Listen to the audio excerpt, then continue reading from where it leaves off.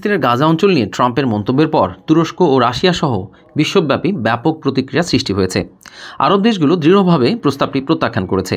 তারা ইসরায়েলের পাশাপাশি একটি স্বাধীন ফিলিস্তিন রাষ্ট্রের সঙ্গে দ্বিরাষ্ট্রীয় সমাধানের উপর জোর দিয়েছে। তাছাড়া বৃহৎ দুই শক্তি চীন ও রাশিয়াও আরব দেশগুলোর সুরে তাদের সুর মিলিয়েছে।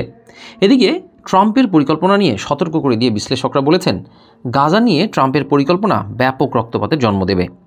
তুরস্কের প্রেসিডেন্ট রিসেপ তাইয়েপ এরদোয়ান হুঁশিয়ারি উচ্চারণ করে বলেছেন, হাজার হাজার বছর ধরে বিদ্যমান গাজার জনগণকে তাদের চিরন্তন মাতৃভূমি থেকে সরিয়ে দেওয়ার ক্ষমতা কারও নেই।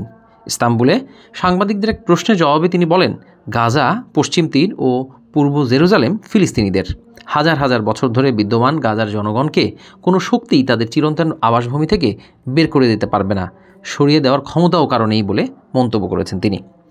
ইঙ্গিত করে এরদোয়ান বলেন, ইহুদিবাদী সরকারের চাপে গাজা নিয়ে মার্কিন প্রশাসনের প্রস্তাব আলোচনারও যোগ্য নয়। টিআরটি ওয়ার্ল্ড জানিয়েছে, ইসরায়েলের সঙ্গে চলমান বন্দি বিনিময়ে প্রতিশ্রুতি পূরণের জন্য হামাসের প্রশংসাও করেছেন এরদোয়ান।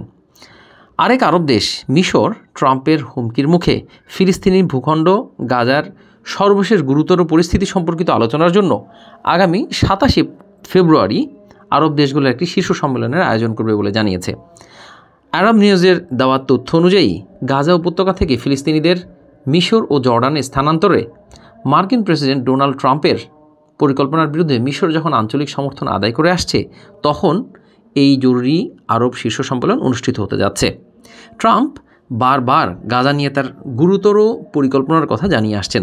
গত রোববারও তিনি বলেছেন, আমি গাজা কিনতে এবং মালিকানার জন্য প্রতিশ্রুতিবদ্ধ। এটি পুনর্নির্মাণের ক্ষেত্রে মধ্যপ্রাচ্যের দেশগুলোকে গাজার কিছু অংশ আমরা দিতে পারি।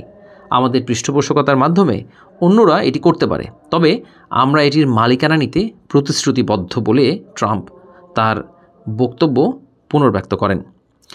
একই দিন বিবৃতিতে মিশর বলেছে, ফিলিস্তিন ইস্যুতে সর্বশেষ গুরুতর অগ্রগতি মোকাবেলায় ফিলিস্তিন সহ আরব দেশগুলোর সঙ্গে সাম্প্রতিক দিনগুলোতে মিশরের সর্বোচ্চ পর্যায়ের ব্যাপক আলোচনার পর বৈঠক আহ্বান করা হয়েছে। মিশরের পররাষ্ট্রমন্ত্রী বদর আবদেলাতি জর্ডান, সৌদি আরব এবং সংযুক্ত আরব আমিরাত সহ আঞ্চলিক অংশীদারদের সঙ্গে নিজ ভূমি থেকে ফিলিস্তিনিদের জোরপূর্বক বাস্তুচ্যুত করার বিরোধিতা আরও কঠোর করা নিয়ে আলোচনা করেছেন। ওদিকে রাশিয়া সোমবার জানিয়েছে, তারা মার্কিন প্রেসিডেন্ট ডোনাল্ড ট্রাম্পের গাজা ভূখণ্ড কেনার পরিকল্পনা সম্পর্কে আরও বিস্তারিত জানার জন্য অপেক্ষা করছে। ট্রাম্প রবিবার বলেছেন, তিনি গাজা কেনার এবং মালিকানার জন্য প্রতিশ্রুতিবদ্ধ, তবে যুদ্ধবিধ্বস্ত জমির কিছু অংশ মধ্যপ্রাচ্যের অন্যান্য রাষ্ট্রকে পুনর্নির্মাণের অনুমতি তিনি দিতে পারেন বলে জানিয়েছিলেন।